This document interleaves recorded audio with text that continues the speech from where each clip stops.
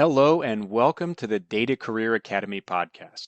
This is a show dedicated to closing the information gap between data job seekers and hiring authorities about the challenging data analytics job market.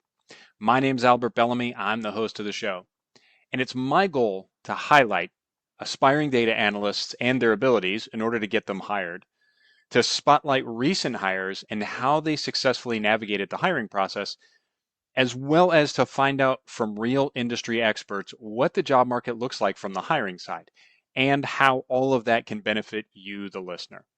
So let's get into today's episode. My guest today is Marisol Maloney. She is a cleared intelligence recruiter focusing on veterans. She is also a Navy veteran herself. We're talking about our service, the preamble to the show here. She coaches veterans on transition, and she runs Secret Squirrel Consulting LLC, which specializes in, amongst sundry other things, intelligence veteran resumes, LinkedIn assistance, career coaching, probably fold your laundry, walk your dog for you. I don't know. Marisol, please tell us about yourself a little bit. Yeah, so I am Navy veteran. Prior enlisted, I enlisted fresh out of Nice. high school, and I always wanted to be a nurse, so I was able to get a nurse corps scholarship Oh, with the cool. Navy, and I specialized in emergency nursing, so I was a commissioned officer and specialized in nursing. And then after 10 years, I decided to switch careers, and I was the first nurse corps officer to successfully transition into the intelligence community. Oh, And wow. then I retired at 20 years, and during my last tour, I was a speechwriter for a four-star admiral, which was a great experience. And that's when I realized I really enjoyed writing. And I got out during COVID. And Yeah. so for a year, I didn't work Lucky you. because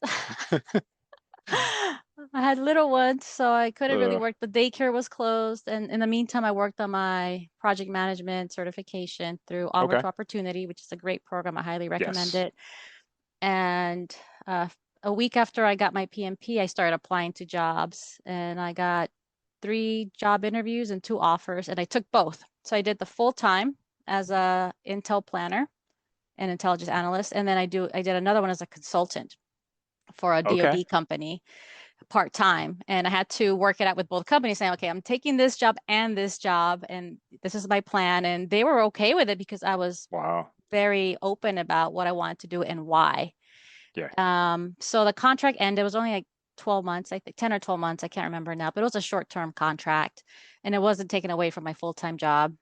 And then I was, my husband was still active duty. And at the time he got orders to San Diego. So I had to leave that job Yeah. and then move to San Diego. And about 2 months later, my previous boss called me. She's like, hey, we don't have any Intel jobs in San Diego for you, but we do have a recruiting job. It's based out of the DC area, but because of COVID, we're going to try this remote hmm thing and see how it works. Would you be interested? And at first I thought, I don't know, the idea of cold calling and cold emailing people, I don't know, hmm maybe uncomfortable. But then I said in true military fashion, challenge accepted. Yeah. I'm open to being uncomfortable, getting out of my comfort zone and trying something new. And if I don't like it, I'm a civilian. I can quit. Not like when you're in the Yep. military, you have to suck It's it the up. newest thing. Yeah. You have to suck it up until you PCS or until hmm your supervisor PCSs or someone leaves if you're not happy with the supervisor or the job. But in this instance, I really enjoyed what I was doing. And it was during the first month of recruiting that I was seeing how bad resumes were from veterans because I didn't really struggle with mine. I kind of taught myself how to write it. hmm And yeah, my first resume was terrible. And Yeah. eventually, after All of ours are. spending like 100 hours rewriting my resume, I finally Wow. cracked the code. I was able to get interviews, and then I finally optimized my LinkedIn profile. So that's actually how I got those job interviews was because recruiters were reaching out to me via LinkedIn because I had a fully Nice. optimized LinkedIn profile, which is I'm always advocating for veterans to optimize their profile, make sure they fill hmm everything out. So I remember during one of my phone screens with a candidate, when I called him, he was so happy to hear from me. He's like, Marisol, oh my God, I've been unemployed for 6 months. I retired 6 months ago. And this was a Mm. senior officer. Yeah. And and I could hear the desperation in his voice. And his resume was not that great, but the reason I called him was because he had on there that he was a top secret cleared intel officer with 20 years experience. And so I thought, well, with 20 years, I'm sure you've done some stuff. And for whatever reason, you're not putting on your resume because he did Yeah. not list a lot of the keywords or the databases that the job Yep. description was Doesn't convey asking the for. value, doesn't speak the language of the domain he's going to. Yes, but because Yep. I worked in the cleared space and I was also an officer, I was like, I know he's done some stuff, so I'm gonna go ahead and call him. So I Yeah. did. I called him and then I went line by line of the job description. I'm like, well, have you done this? Have you done that? And he said, yes, I've done all of that. He's like, I've trained people in this. I'm like, okay, so why wasn't it on your resume? He's like, I just didn't know how to put it on there, and I didn't Hmm. know that I could mention some of those things. So in the intelligence community, we are told to be very like careful with what we put on there. Oh yeah. Secret So squirrel. secret squirrels. So then what happens is we tend to scrub down our information so much that the civilian recruiter who's never done intel, never been in the military, can't decipher what you did. Yeah. In my case, I was able to read between the lines. But had it been another recruiter, he would have probably also been rejected like he had been for the past 6 months. And so I gave him the feedback on his resume. And at first I was kind of hesitant because I'm like, I don't want him to get offended because people are very protective of their resumes. That's like their baby. And they don't want to be told that their Yeah. baby's ugly. But his Yep. baby was ugly. And I had to tell him.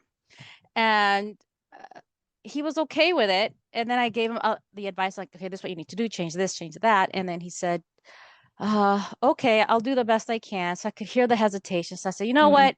Let me do it for you. Let me write it for you. I was already familiar with the job description.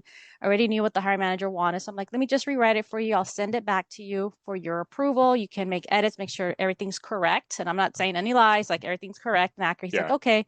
So it took about 2 hours to knock it out. Sent it back to him. He sent it back to me. He's like, this looks great. I'm good.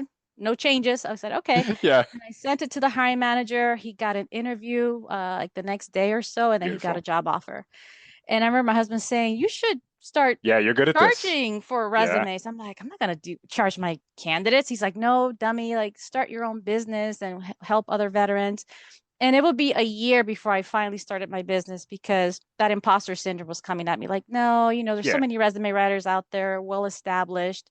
But I was doing it for free. I was volunteering with organizations, doing resume reviews and doing free rewrites. That's my time taken away from my Yep. family, my job to do this stuff. And so finally, other veterans encouraged me to do it, and I said, you Hmm. know what? Okay, it's time. And that's how Secret Squirrel Consulting was born through the Yeah. encouragement of my veteran network. And really, it was my husband. He was the first one that saw that talent. It was just Yes. me being stubborn at the time and not really believing in myself, which is funny because I pull out information from my clients and make them believe in themselves. So now I do practice what I preach, but occasionally that imposter syndrome still like lingers and wants to come out, and then I have to just push it aside and remind myself that my clients have been very successful so far. So far, 100% of my clients have gotten job interviews, and the timelines Oh have wow. varied.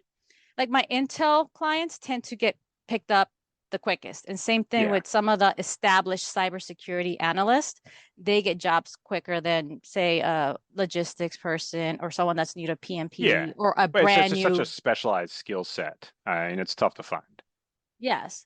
Yes. But the more experience they have, the easier it is for them to get job interviews and Yep. eventually get the job offer. So it just depends. It could be as early as the soonest I had someone was, yeah, about 2 days. And then some took like 30 days, some took 60, some 90. So it just depends. So eventually everybody lands a job after I work with them, but it also takes some heavy lifting on their part. It doesn't do them any good to have this beautiful resume and then not do anything with it. So Hmm. I've had people that have had other resume writers, whether they use free services or paid services, come back to me and say, hey, I have a resume that someone wrote, but I'm not getting interviews. Why is that? Yeah. So then I'll review it. And sometimes there's nothing wrong with the resume per se. It's just that they're not applying to the right jobs or they're not tailoring it to the jobs. So, for Yeah. example, if they get a resume written by someone for a project management role and then they start applying to cybersecurity roles or IT jobs, they have to update that information. And so they don't. So I teach my clients how to do that. And I tell them you're going to keep updating your resume with every job description, depending on if you try to apply with different job families. But if it's all within the same job family, then okay, you can keep a lot of the verbiage, but you still have to look at the job description. and tailor them to specific keywords. And an example I like to use a lot is if there's a job description that says must have experience eating hot dogs and you have that experience, make sure to put a bullet in your resume somewhere that you have hot dog eating experience, or maybe in your summary section, and say how many hot dogs you've eaten. Maybe you've eaten like 100 per month, per year, per quarter, or maybe you were the champion of a hot dog eating contest. And then if you apply to another job and they're looking for someone with hamburger eating experience, then you go back and you swap out that hot dog eating bullet for the hamburger eating experience. And that's what I mean by tailoring your job description to the keywords in the job description. And so if you take more than 15, 20 minutes, either you're not qualified for the role or you didn't understand the assignment. Yeah. So that's how I try to train people and educate them on how to write their own resume moving forward so that they never have to hire another resume writer again, unless they want to.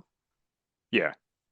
I love that. I'm looking over here at your LinkedIn profile because earlier I had a post of yours that was talking about matching matching things in your resume to the job description. And there's certain kind of knockout things that, like a security clearance where it's like, hey, that's a no kidding requirement. Like if you don't have that, it's just like having, job requires a bachelor's degree. You don't have bachelor's degree, you don't get job. Um, so talk to me about like what strategy do you advocate for people? I know that that's kind of a no-brainer. Like you either have the security clearance or you don't. And if they require it, you have to have it or you're getting knocked out. Talking about other requirements, what is your advice to people? Do you advocate for them to shoot for jobs that where it's like, hey, you want to meet all of the must-haves? Do you advocate for your clients, hey, maybe shoot for the moon and and shoot for some where you've got 80 or 70 or 90% of the must-haves? What's your opinion on that? I tell them for defense contracting roles, they have to aim for 100%. Okay. But I also tell them if they meet at least 80%, that's okay too, because sometimes the recruiter may keep that resume and application on file for future jobs in Mm, which they do meet those requirements. Because I've done that. I've rejected candidates that did not meet 100% of the requirements because that's what the client wants. So they're yeah. going to reject them anyway. So basically, I have to do it, be the bad guy, not the ATS bot. It's me. I'm the ATS bot Yeah. rejecting people's resumes and well, it's the application I'm rejecting. It's not the resume, it's the application. Yeah. So sometimes it's the application that will get you knocked out. Um, my applicant tracking system that I use, it does have the option to do knockout questions, but I remove those because in case someone doesn't meet the requirements, I want to be able to see why they didn't meet the requirements and what are they Okay. missing. And then I also keep notes. So I'll say, okay, not qualified for this role, but would be a good candidate for this other role. And so I may move them to a different requisition so sometimes I'll still call the candidate and say, hey, you don't meet those requirements, but I think you may be a better fit for this role. Would you be interested? And sometimes they'll say yes, and sometimes they'll say no, but I'll try to give them that option. Hmm. And so, yes, it's important for Department of Defense jobs, contracting jobs, that you meet 100% of the requirements. And sometimes there might just be three requirements: top secret clearance, a bachelor's degree, 5 years Yeah. experience minimum. So sometimes they're really short requirements. If you're missing any one of those, you're not qualified and you're going to get rejected. And Yeah. some ATSs, some recruiters, hiring managers have set up knockout questions because that will also be in the questions in the application. It'll For say, each of those must-haves. yes, do you Yeah. have a top secret clearance, or what clearance level do you have? And if you don't Hmm. pick the right one, it's an automatic rejection. If you don't have the education that they're looking for, it's an automatic rejection, depending on what they have set up. It could be, are you at least 18 years of age, for example? That could be a Yeah. knockout question. It could be, are you a US citizen? Because you're working with classified data, sensitive data. So for the most part, they want US citizens with the correct clearance. And sometimes people think, okay, the job says TSSCI with poly. I'm sure they'll get me the poly, but sometimes they don't do that. It just depends on how the job description is written. If it says must Hmm. have the top secret SCI with polygraph, depending on which polygraph, CI or full scope, and you don't have it, they'll reject you. But sometimes the job description will say must have a TSSCI with CI poly or full scope poly, or must be willing to take the polygraph. Yeah. In that case, that means that they will sponsor your polygraph. You just have to schedule a date to take the exam, and they will bump you up to the CI poly. So it's all in the job description. The problem I notice is people just don't stop to read the job description. They'll see Oh, Intel okay. analyst and just apply. Yeah. And there's different kinds of Intel. There's I'm student, intelligent. Why not? there's SIGINT, and so Yeah. you have to meet the correct requirements. Like I'm an Intel analyst, but I'm not SIGINT savvy. I dabbled in it, but Yeah. I'm not a SME in it. I'm all source.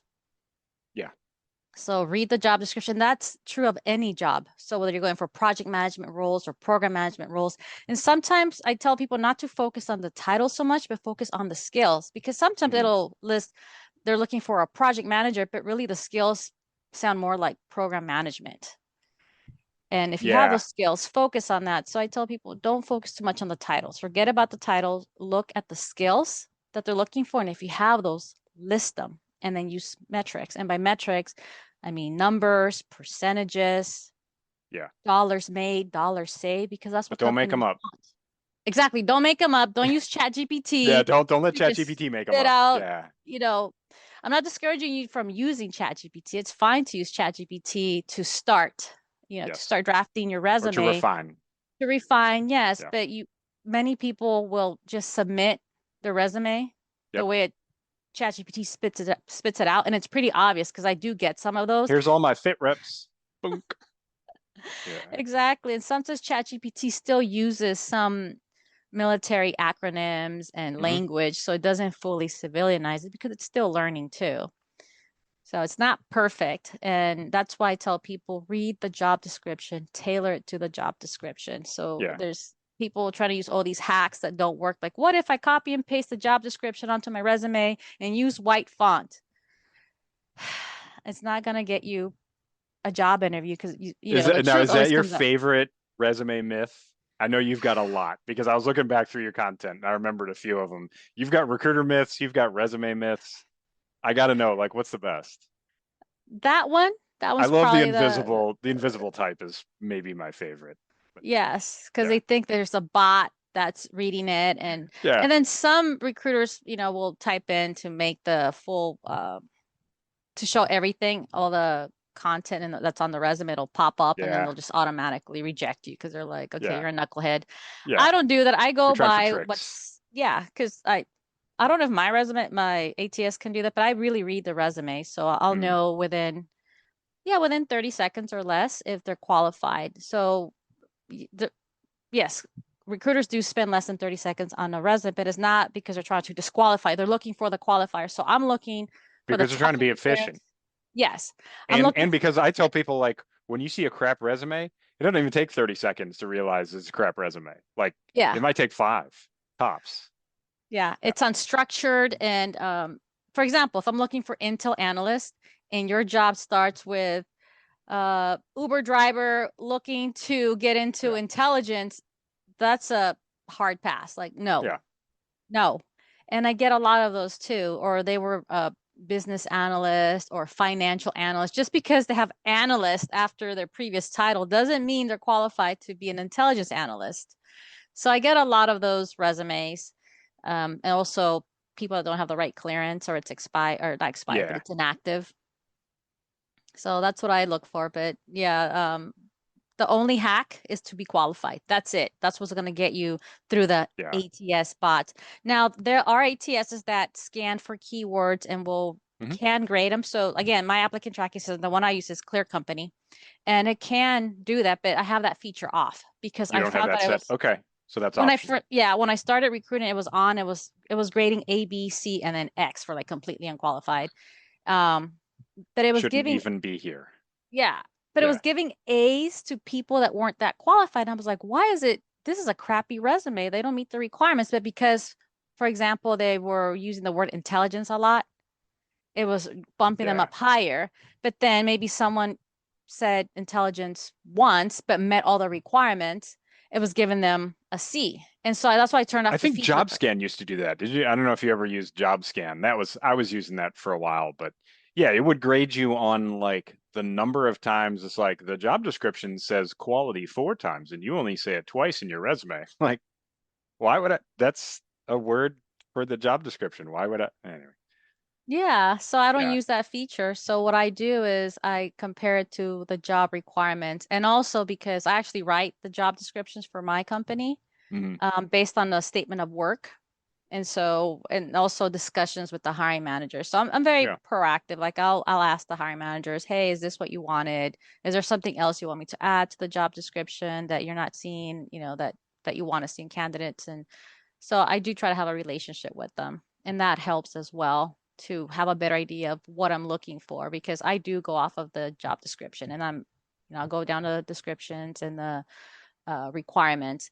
And I do agree. I know there's some frustrations with job seekers that say that some of the job descriptions out there don't make sense or too complicated. And I agree. I think some are too long and they list like all these responsibilities when really I think they should focus on what's required. Like Hmm.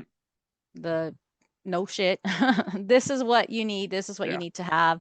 And this is a summary of the requirements. And that's what the phone screen is for. And that's what the interview is for to discuss more of the, day-to-day responsibilities. But when they list every single little thing, yes, job seekers get tired of reading the whole thing, but I still encourage them to read them. And some will say, well, Yeah. I'm applying to hundreds of jobs. Well, that's another problem. You're applying to too many. Are you Yeah. You're really not tailoring. qualified?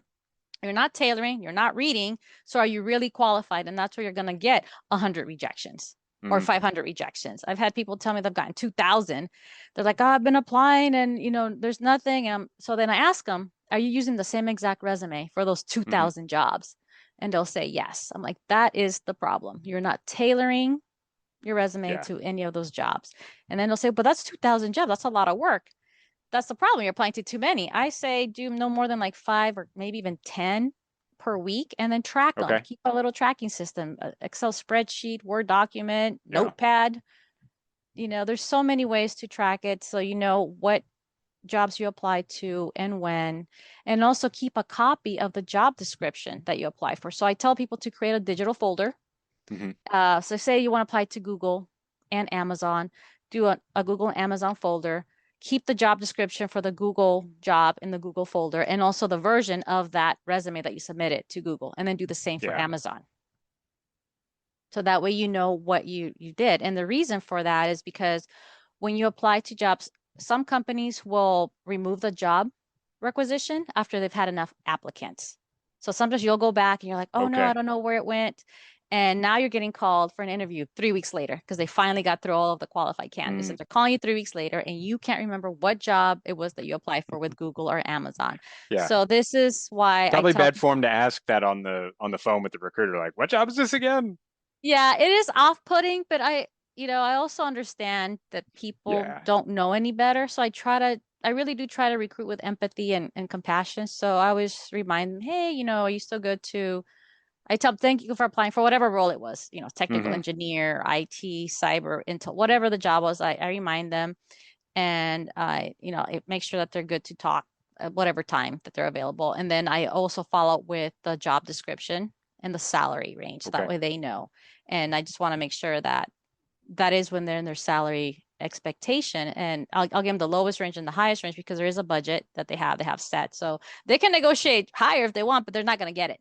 At least not Yeah. with the company that I work for. It's a set budget. And with some companies, I'm sure there's wiggle room, but I work for a small company and they're pretty set on their budgets. And so I like sharing that with them, with the candidates, so that way they know what they're getting themselves into. And Okay. then I move them forward to the hiring manager if they meet the requirements, but they have to check the all the boxes and then be within the salary range. And then I move them forward to the hiring manager. And if they do decide to get an interview, I'll reach back out to my candidates and ask them if they want to do an interview prep with me.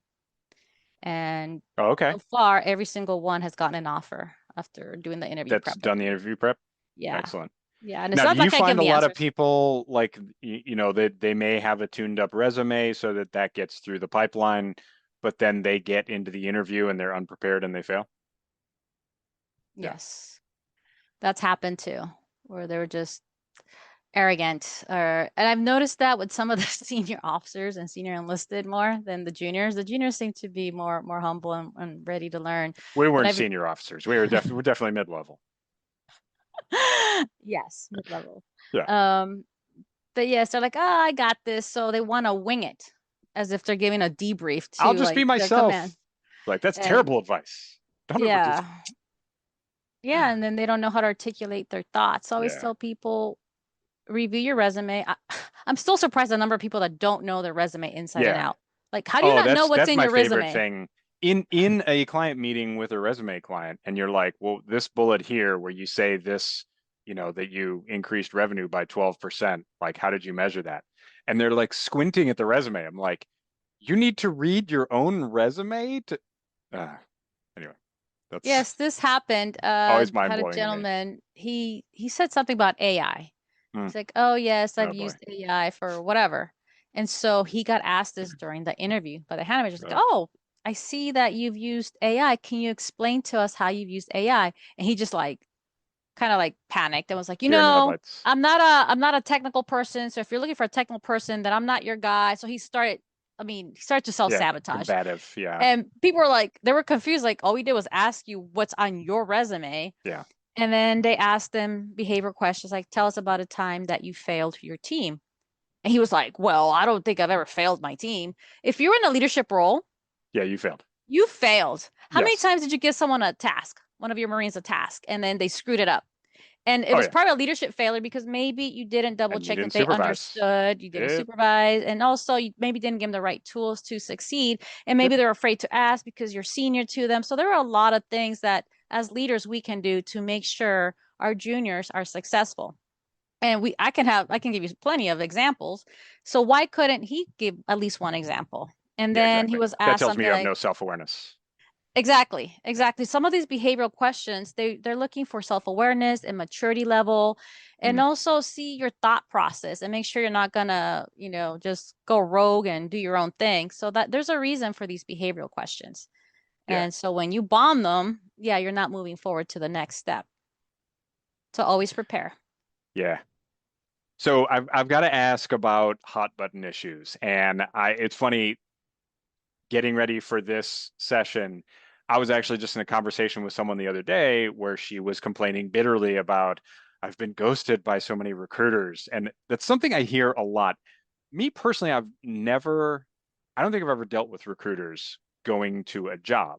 So I know that I hear that from the candidate pool, and I'm like, I was thinking about that last night. Like, what does that even mean? Like, you got ghosted. Like, tell me what does that mean to you? Do you see other recruiters? I'm sure you don't, but do you see other recruiters doing that? Is that a problem, or is that some sort of perception issue? I think there is some ghosting going on, but Okay. the way people define ghosting, like ghosting is when someone has started a conversation, like I talk to you, you talk to me, and then I stop talking to you. That's Okay. ghosting. But people randomly reaching out to another recruiter and the recruiter doesn't respond, that is not ghosting. There was never Yes. They're contact busy and you're not initiated. interesting. And also, I do get a lot of crappy resume sent to me all the time via LinkedIn. Hey, can you look at my resume? Can you tell me what jobs I'm good for?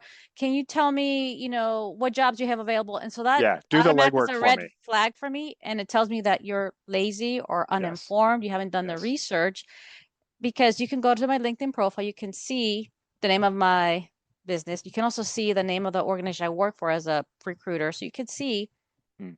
the website and see what roles are available.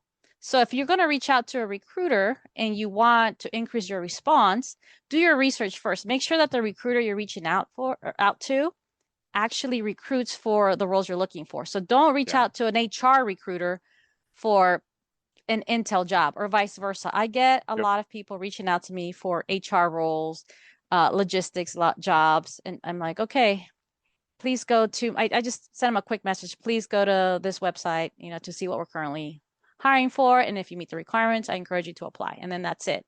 But I'm not opening their documents. I'm not looking at their resumes because I already know they're not qualified for the jobs I'm recruiting for.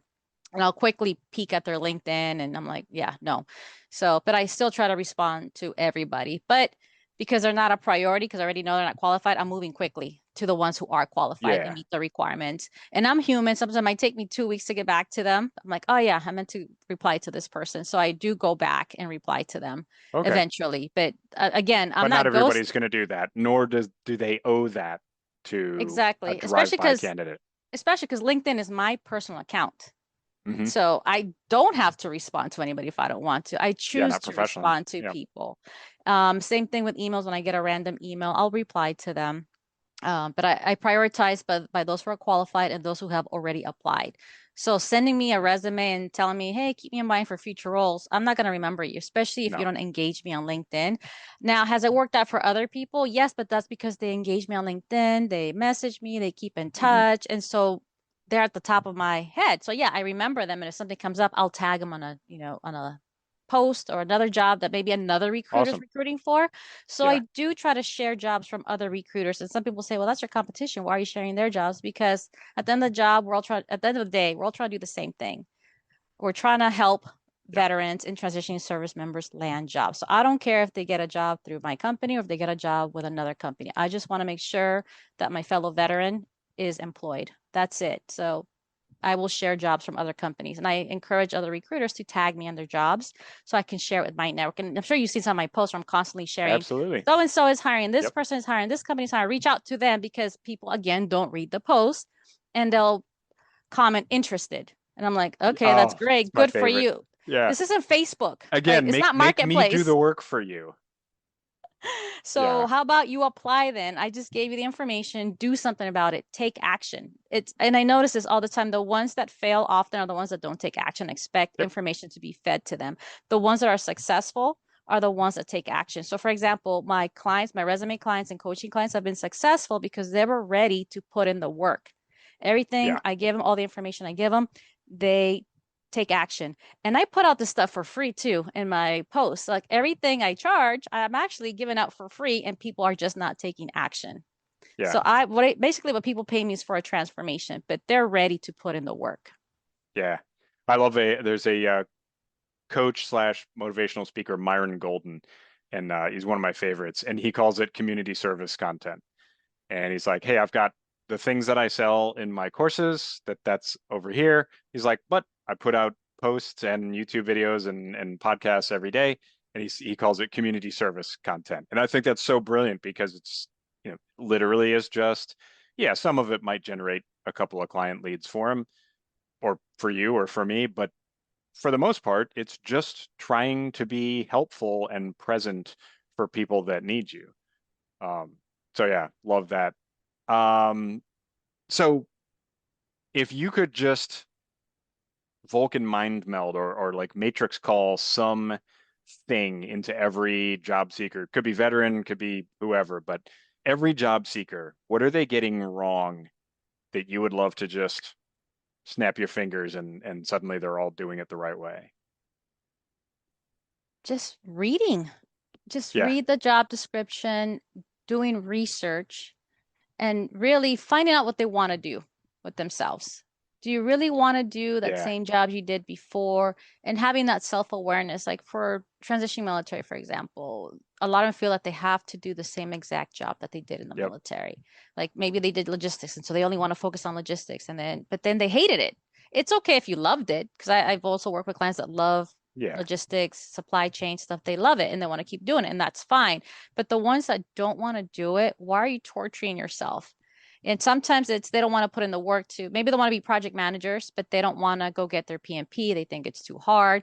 Okay, well, you can apply to project management roles that don't require the industry certification. So yep. you still have to do research and have that self-awareness and know your self-worth. Like be realistic. Don't say, I want to make $150,000. Okay, well, what makes you worth $150,000? You can't And have just you throw done out a random number. research? Have you talked to Exactly. anybody that says that is a viable salary?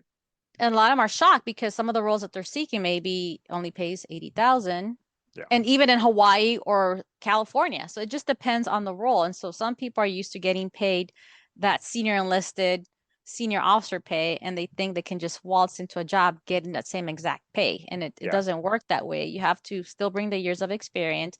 And many of us have leadership experience. Yes, we have 20, 30 plus years of leadership experience, but sometimes the job says, can you do PowerPoint? Sometimes that's all you want yeah, to do. Can you do that thing that as a single doer, not as a leader? They're not hiring a leader. They want a doer. So if yep, you can't do it, then don't be upset when you get that rejection email or when you actually make it to the interview and then they reject you because you couldn't articulate how you could do that thing. that they're Yeah. trying to hire you to do. So I'll see people wanting to apply for senior cybersecurity analyst roles, for example, because maybe when they're in the military, they're in charge of a bunch of cybersecurity analysts. But the job itself requires you to do those things, the actual threat, Yeah. vulnerability, risk mitigation, all that stuff that they don't know how to do because they were leading. So in that instance, I recommend that they maybe try to do an internship or take some courses to get up to speed on what those types of jobs require, get the certifications as well. Yeah. Yeah. And I feel like there's a fundamental misunderstanding in the veteran community of what leadership looks like in the civilian world. You are, and I think you touched on it, like you're a doer and leader. And so, yeah, in the military, as you know, artillery battery commander, I was not firing anything. I was not loading. I would help, but you know, the Marines would kind of humor me. But you know, you were not doing the grunt work. You had to know it well enough to supervise. In the civilian world, often a kind of low to mid-level supervisor, you're doing the things yourself while you're supervising. It's not a completely hands-off position. You are expected to produce things yourself as well. Um, so yeah, the kind of standalone leadership positions like that doesn't really exist out here. You gotta really know how to do a thing, and that thing probably is not what you did in the service. Even if it kind of sounds like it, you probably have some sort of outdated platforms or skills, and you really need a big refresh in That's most it. arenas. Outdated platforms that they've used. They're Yep. not up to speed with some of the newer platforms. So that's why I tell them, take some courses. There's Coursera courses you can take for Yeah. yourself. There's so many veteran organizations out there. Vets Hmm. in tech, vets to industry, act now, education, onward to opportunity. All these organizations offer free certifications to help you level up for your Yeah. civilian careers. Take advantage of it. So that you don't even have to tap into your GI Bill when you start Yeah. taking all these free courses through these Yeah. amazing organizations. You just have to do the research. There are over 40,000 nonprofit organizations that help veterans, transitioning service members, and military spouses with their career transitions, and people just don't take advantage of it. Because Yep. again, they're not doing research. They want everything spoon fed. Yeah. The one thing that I additionally recommend to people, because you can get down a rabbit hole with courses too. I found that one of the things that was a little overwhelming to me in retiring from the Marine Corps was there was almost too much help. And you had to pick and choose. It's like, I don't have time to go to the 50 strong webinar today and the USO one tonight and the O2O and the Vets to Industry this weekend. I only got so many hours in the day and I still have this real job and and it was a question of like paring down far more than it was. Now a lot of people don't avail themselves of all those assets, and it was a very nice problem to have to say, hey, you're not really in my niche or my domain, so I'm gonna, you know, I appreciate the offer, but not interested. You know, I had 4 or 5 different organizations that said, we'll fix your resume. Mixed results, but you know, at least it was something. But at that point, you could sit there and say, okay, I'm going to do my resume through you, but not through this other organization. The one thing I tell people is like, get out there and make some friends. Like, you need to talk to people. There are plenty of veterans in every domain. And all you got to do is jump on LinkedIn and just start looking up people and start sending out some messages and say, hey, I want to get into data analytics, for example. And you just go and look at data analytics companies or companies that hire data analysts and say previous job in, you know, Marine Corps, Navy, Army, Air Force, whatever else, and you know, just start talking to people. Just connect with those people and say, hey, I see we were both in service X. You know, how do you like this job? Does it work for you? What do you do on a day-to-day basis? And most veterans are happy, you know, if you approach them, you know, if you're not like in panic mode and you're like, hey, I got to get out tomorrow, can we meet? But if, you know, if you're doing your homework and you're going about it the right way and you're respectful, just like, hey, can we connect? Can we meet for 15, 20 minutes, you know, on your schedule? Um, you know, you sweeten the pot, say I'll buy you a cup of coffee or something. All of those things, then once you actually talk to someone, then you can figure out if even that training is worthwhile. Because I've known so many people that get their PM cert and then they get into the job and they're like, I hate this. PM is awful. I know people that love it, but I know a Yeah. lot of people that just assumed it was a good thing to do, and it wound up they wasted their time getting their certificate because they never talked to anybody that actually did it to figure out if they'd enjoy doing it. Like HR certs. Yeah. People get them and Uh-huh. then like I hate Yes. HR. I don't know why I did that. And they go back and get their PMP. So they think getting more certifications is going to Yes. help them. But really, Piles of paper. you need to figure out what certifications do you really need. So again, goes back to doing your research. Read the job descriptions of the roles that you think you want to pursue. And if the I love that. common You bring theme everything is back full circle. That's perfect. if you see the common theme that says must have a, SHRM or PHR, Yeah. PMP certification or Security Plus, if that's the common industry certification that you keep seeing in these job descriptions, then, and that's what you think you want to do, or you're 100% sure you want to go for these types of jobs, then get that certification. But don't just get it just because you think you may need it or it may Yeah. help you. And yes, those certifications will open doors for you, but you still have to apply to the right roles. Like my PMP did open up roles for me, but I applied But to you the didn't right want to be a jobs. PM. Yeah. Yeah.